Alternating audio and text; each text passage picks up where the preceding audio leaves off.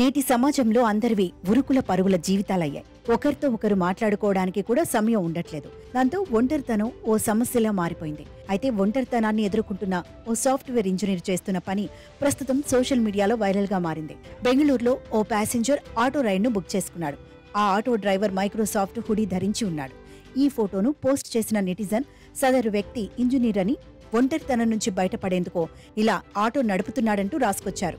బెంగళూరులోని కోరమంగల్లో auto book చేసుకున్నప్పుడు ఓ driver తనను పిక్ చేసుకున్నాడని ఆ నెటిజన్ రాసుకొచ్చాడు.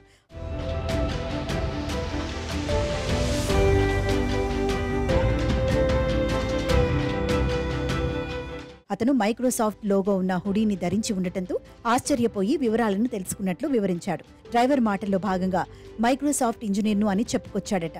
ఒంటరితనంతో ఎంతో కాలం నుంచి బాధపడుతున్నానని పేర్కొన్నాడు.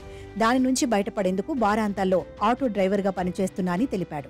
దీని ద్వారా ఇతరులతో మాట్లాడుతూ ఒంటరితనాన్ని అధిగమించేందుకు ప్రయత్నిస్తున్నట్లు తెలిపాడు. ఉద్యోగాల కోసం కొందరు ఫ్యామిలీలను వదిలేసి ఇతర నగరాలకు వెళుతుంటారు. అప్పుడు వారు ఒంటరిగా ఫీల్ అవుతున్నారు. బెంగళూరులో ఇలాంటి వారు చాలా మంది ఉన్నారంటూ నెటిజన్లు సోషల్ మీడియాలో రాసుకొస్తున్నారు.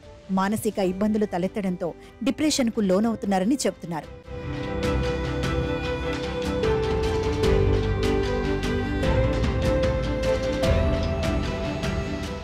మైక్రోసాఫ్ట్ ఇంజనీర్ అంటే మంచి శాలరీ ఉంటుందని, అలాంటి వ్యక్తి ఆటో డ్రైవర్గా మారడమేంటో అనుకుంటున్నారు సాధారణ జనాలు.